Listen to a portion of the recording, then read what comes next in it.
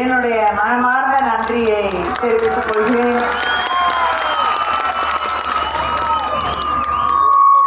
உங்களுடைய வெற்றி வேட்பாளர்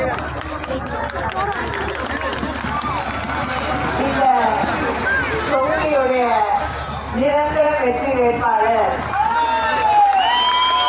மாவட்ட கழகத்தின் செயலாளர் அமைச்சர் MRK அவர்களே,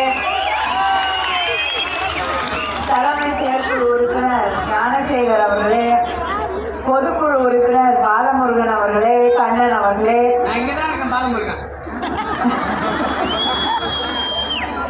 நன்றி நன்றி. ஒன்றிய கழக செயலாளர்கள் சிவகுமார் அவர்களே, நாராயணசுவாமி, காசிராஜன், சுப்பிரமணியன், பேரூர் கழக செயலாளர் சங்கர் அவர்களே, நகர செயலாளர் தமிழ்செல்வம் அவர்களே, பேரூராட்சி தலைவர் கோகிலா குமார் அவர்களே, வடலூர் தலைவர் சிவகுமார் அவர்களே, துணைத் தலைவர் ராமர் அவர்களே, காங்கிரஸ் மாவட்ட தலைவர் ரங்கமணி அவர்களே, விடுதலை சிறுத்தைகளுடைய மாவட்ட செயலாளர் திருமேனி அவர்களே,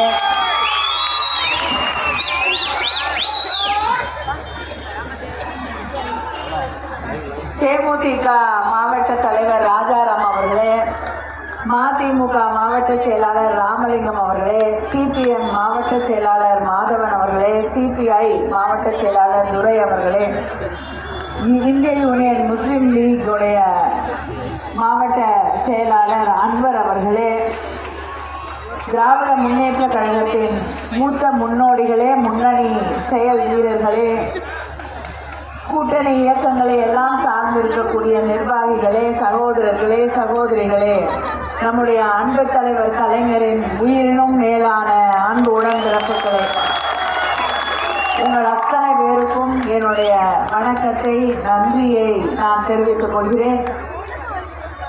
நம்முடைய வேட்பாளர்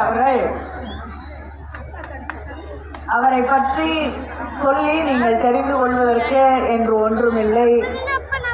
எப்பொழுதுமே அவர்தான் உங்களுடைய சட்டமன்ற உறுப்பினர், இந்த பகுதியுடைய அமைச்சர்,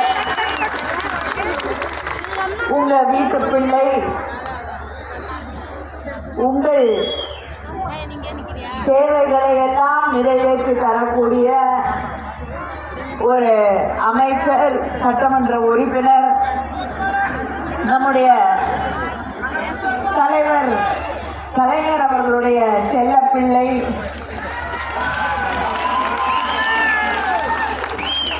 நம்முடைய முதல்வர் அண்ணன் தளபதி அவர்களுடைய நம்பிக்கைக்குரிய மாவட்ட செயலாளர், அமைச்சர். இந்த கட்சியிலே அத்தனை பேருடைய அன்பையும் பெற்றிருக்கக்கூடிய ஒருவர் நம்முடைய வேட்பாளர் அவர்கள். இந்த தமிழ்நாட்டில் வேற எந்த அமைச்சருக்கும் இல்லாத ஒரு பெருமை, முதலாக தமிழகத்தில் ஒரு விவசாய பட்ஜெட்டை ஒரு அமைச்சர் படித்தார்னா அது அவர்தான். விவசாயத்திற்கு என்று தனியாக பட்ஜெட் கொண்டு வந்து அதை படித்த முதல் அமைச்சர் நம்முடைய MRK அவர்கள்தான். இப்போ வேற ரொம்ப ஃபேமஸ் ஆயிட்டாரு இல்லையா?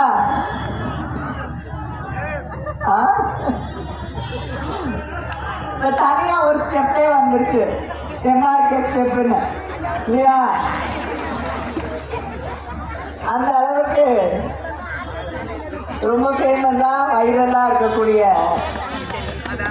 ஒரு அமைச்சர் நம்முடைய அமைச்சர் அவர்கள். அவர் மீண்டும் உங்களுடைய வேட்பாளராக இங்கே நம்முடைய முதலமைச்சர் அவர்களால் நிறுத்தப்பட்டிருக்கிறார்கள். மீண்டும் நிச்சயமாக உங்களால் வெற்றி வாய்ப்பை பெற்று நம்முடைய முதலமைச்சர் அவர்களுடைய அமைச்சரவையிலே மீண்டும் பணியாற்றக்கூடிய வாய்ப்பை நீங்கள் அவரும் வழங்குவீர்கள் என்று நான் உறுதியாக நம்புகிறேன். உங்களுடைய மேலான அன்பான வாக்குகளை உதயசூரியன் சின்ன சின்னத்திலே அளித்து அவரை வெற்றி பெற செய்ய வேண்டும் வேண்டும் வேண்டும் என்று உங்களை எல்லாம் வேண்டி கேட்டுக்கொள்கிறேன்.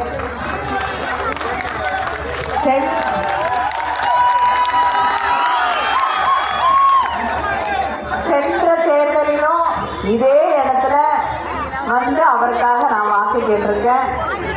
மீண்டும் அதே இடத்தில் வந்து அவருக்காக வாய்ப்பு கேட்கக்கூடிய வாய்ப்பை கிடைத்ததை நினைத்து நான் மகிழ்ச்சி அடைகிறேன்.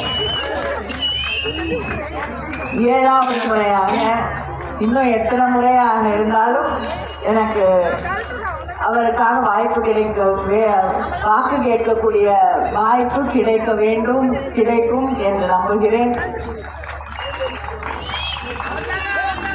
நம்முடைய முதலமைச்சர் அவர்கள்தான் விவசாயிகளுக்காக தனியாக பட்ஜெட் என்பதை கொண்டு வந்த முதலமைச்சர் நம்முடைய முதலமைச்சர் அண்ணன் தளபதி அவர்கள்தான். அதே போல மக்களுக்கு தந்திருக்கக்கூடிய வாக்குறுதிகளை எல்லாம் நிறைவேற்றி தந்திருக்கக்கூடிய முதலமைச்சர் நம்முடைய முதலமைச்சர்.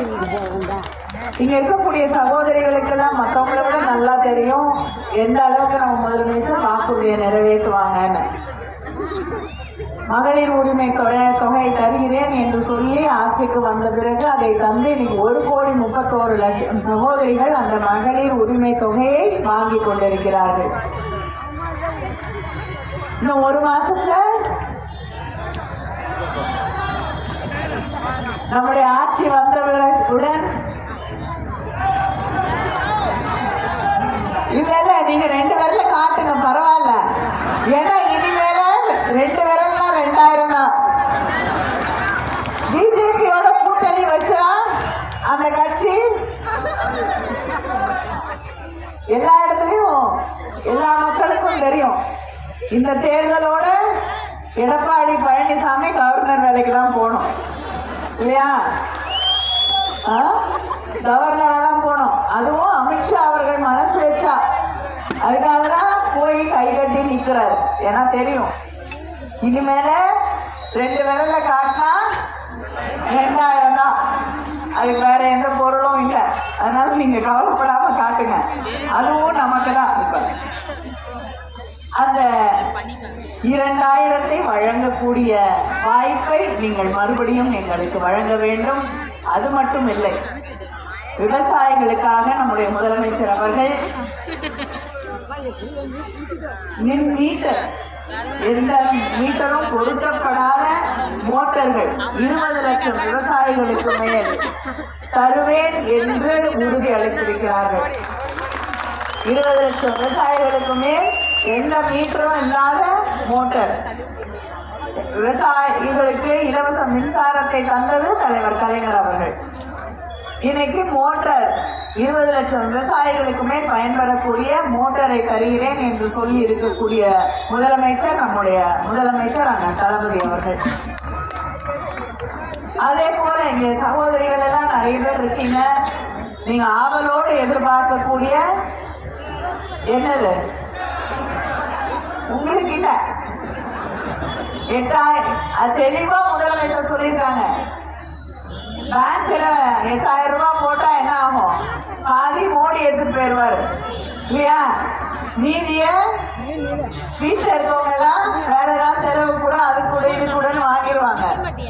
உங்களுக்கு பயன்படுத்த வேண்டும் என்பதற்காக கூப்பன் தருகிறேன். உங்க வீட்டுக்கு பக்கத்துல இருக்கக்கூடிய கடைக்கு எடுத்துட்டு போய் உங்க வேலையை குறைக்கிறதுக்கு, வீட்டில் இருக்கக்கூடிய வேலையை குறைக்கிறதுக்கு எந்த பொருள் வாங்கினா பயன்படுத்த முடியுமோ அதை வாங்கிக் கொள்ளுங்கள் என்று 8000 ரூபாய்க்கான கூப்பனை வழங்குவேன் என்று நம்மளுடைய முதலமைச்சர் அவர்கள் தெரிவித்திருக்கிறார்கள். ஆட்சிக்கு வந்த பிறகு உங்களுக்கு அரசு ஒரு கூப்பன் கொடுக்கும். அதை உங்க வீட்டில் இருக்கக்கூடிய பக்கத்தில் இருக்கக்கூடிய நீங்க விரும்பிய கடையில கொடுத்து விரும்பிய பொருளை வாங்கி கொள்ளலாம். பயன்படுத்துவதற்கு விரும்பிய பொருளை நீங்கள் வாங்கி கொள்ளலாம். நம்ம வீட்டில் இருக்கக்கூடிய இளைஞர்கள், இளம் பெண்கள் இப்ப கல்லூரியில போய் படிச்சுட்டு இருக்காங்க. அவங்களுக்கு 1000 ரூபாய் கொடுக்குறாங்க தமிழ் புதல்வன் புதுமை பெண் திட்டத்தின் வழியாக. மறுபடியும் ஆட்சிக்கு வந்தவுடன் அது 1500 உயர்த்தி வழங்கப்படும். அவங்களுக்கு மட்டும் இல்லை, மறுபடியும் ஆட்சிக்கு வந்தவுடன் படித்த படிச்சு முடிச்சுட்டு வேலை தேடக்கூடிய பிள்ளைகள், அவங்களுக்கு வேலை சுலபமாக கிடைப்பதற்காக அவர்களுக்கும் நான் முதல்வன் திட்டத்தின் வழியாக பயிற்சி வழங்கப்படும். அந்த பயிற்சி வழங்கக்கூடிய 6 மாசத்துல அவங்க மனம் சோர்வடையக்கூடாது அப்படிங்கிறதுக்காக ஒவ்வொரு மாதமும் அவர்களுக்கு 1500 ரூபாய் வழங்குவேன் என்று நம்முடைய முதலமைச்சர் அவர்கள் அறிவித்திருக்கிறார்கள். இங்க இருக்கக்கூடிய சகோதரிகள், சுய உதவி குழுவில் இருக்கக்கூடிய சகோதரிகள் சொந்தமா தொழில் தொடங்கணும்னு நினைச்சீங்கன்னா அவங்களுக்கு 5 லட்சம் ரூபாய், உங்ககிட்ட வீடு இருந்தா வீட்டை கொடு, இடத்தை கொடு அப்படின்னு அடமானம் எதுவுமே கேட்காம மானியத்தோடு 5 லட்சம் ரூபாய் உங்களுக்கு சுய தொழில் தொடங்குவதற்கு முதலமைச்சர் அவர்கள் வழங்குவார்கள். லேப்டாப்புகள், அது கொடுத்துட்டு லேப்டாப்பை நிறுத்தினது எடப்பாடி பழனிசாமி, மறுபடியும் கொடுக்க ஆரம்பிச்சது நம்முடைய முதலமைச்சர் அண்ணன் தளபதி அவர்கள்.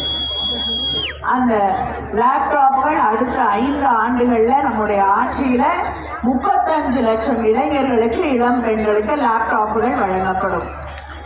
காலை உணவு திட்டம் 5ஆவது வகுப்பு வரை இருக்கக்கூடிய பிள்ளைகளுக்கு வழங்கப்படுகிறது. ஆட்சிக்கு வந்தவுடன் 8ஆவது வகுப்பு வரை இருக்கக்கூடிய மாணவர்களுக்கு அது உயர்த்தி விரிவடை செய்யப்பட்டு வழங்கப்படும். இதையெல்லாம் செய்வதற்கு எங்களுக்கு ஒரு வாய்ப்பை நீங்கள் வழங்க வேண்டும். இந்த பகுதியில் மட்டும் நம்முடைய ஆட்சியிலே பல்வேறு திட்டங்களை நம்முடைய முதலமைச்சர் அவர்கள், அதுவும் நம்ம அமைச்சர் அவர் தொகுதிக்குன்னா நிறைய திட்டங்களை கொண்டு வந்திருக்காரு. குறிஞ்சிப்பாடி ஒன்றியத்திற்கு உட்பட்ட பகுதியிலே உள்ள பரவலாறு வழித்தடத்தில் இருக்கும் 24 கிராம ஊராட்சிகளில் 15,000 ஏக்கர் விளைநிலங்கள் மற்றும் குடியிருப்பு பகுதிகள் மழை மற்றும் வெள்ள காலங்களில் அதிக நீர்வரத்தால் பாதிக்கப்பட்டு வந்த நிலையில் அதற்கு தீர்வாக 81 கோடி மதிப்பீட்டில் அறுவாழ் மூக்கு திட்டத்தை செயல்படுத்தியுள்ளார். அனைத்து கட்சி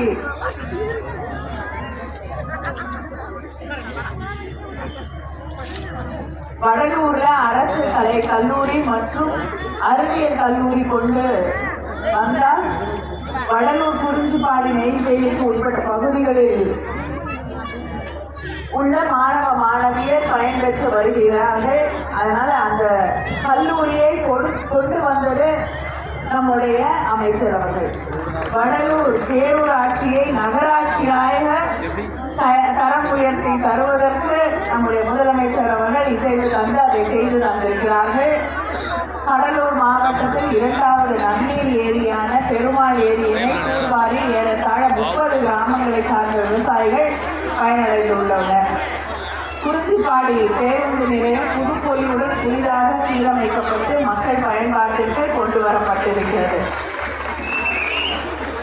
வடலூர்ல புதிய பேருந்து நிலையம் அமைத்து அதற்கு வள்ளலார் என்று பெயர் வைக்கப்பட்டுள்ளது.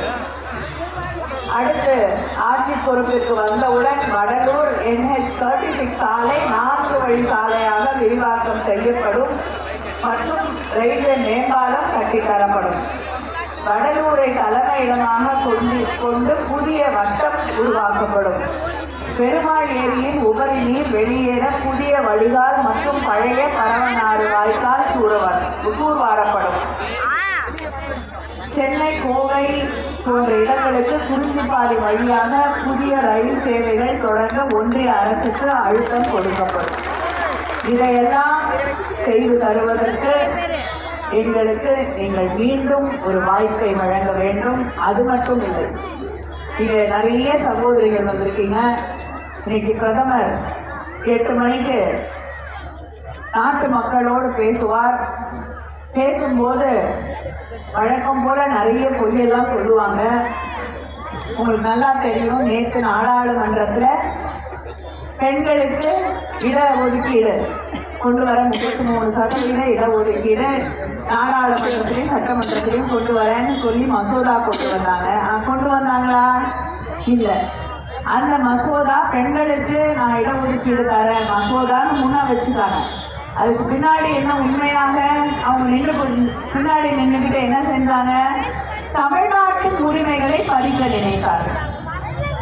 மற்ற மாநிலங்களுக்கெல்லாம் அதிகமாக எம்பிக்களை எண்ணிக்கையிலே அதிகமாக்கிவிட்டு தமிழ்நாட்டில் மக்கள் தொகை கம்மியா இருக்குன்னு சொல்லி நம்மளுடைய உரிமைகளை குறைக்க நினைக்கிறாங்க. இப்போ 39 எம்பி இருக்கும், 543 எம்பிகள் மொத்தமா இந்தியா முழுவதும் நாடாளுமன்றத்திலே மக்கள் அவையில இருக்கிறோம். நம்முடைய இப்ப பேசும்பொழுது நம்முடைய குரல் அங்கே எடுபடுகிறது. ஓட்டு போடணும்னா 39 பேர் அப்படிங்கிறது அந்த 543 பேர்ல முக்கியமாக இருக்கிறது. அதை 850 மாற்றி தமிழ்நாட்டுடைய எண்ணிக்கையை குறைச்சு உத்தரப்பிரதேஷ், ராஜஸ்தான், சத்தீஸ்கர், ஹரியானா போன்ற இடங்கள்ல, பீகார் போன்ற இடங்கள்லாம் அங்கே நிறைய எண்ணிக்கைகளை கொண்டு வந்தா அவங்க நினைக்கிற தமிழ்நாட்டுக்கு எதிரான, தென்னாட்டுக்கு எதிரான எந்த மசோதாவையும் நிறைவேற்ற முடியும்.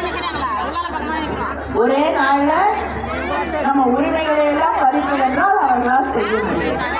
உண்மையிலேயே அந்த மசோதாவை நிறைவேற்றுவதற்காக கொண்டு வந்து அதுக்கு பின்னாடி அதுதான் உண்மையான முகம். ஆனா அவங்க போட்ட முகமூடி மகளிருக்கான இடஒதுக்கீட்டை கொண்டு வருகிறேன். நம்ம என்ன சொல்றோம்? மகளிருக்கான இடஒதுக்கீடு கொண்டு வாங்க, திமுக ஆதரிக்கும்.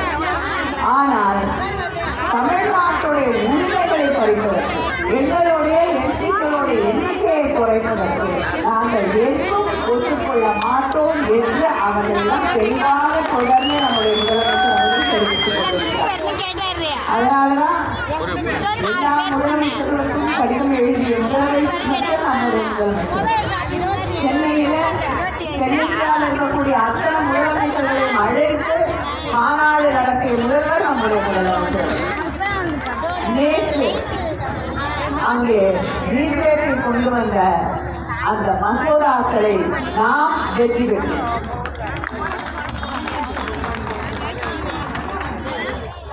அவர்களுடைய முதல் தோல்வி நாடாளுமன்றத்திலே, அவர்களுடைய முதல் தோல்வி தமிழ்நாட்டிலிருந்து எழுதப்பட்டது.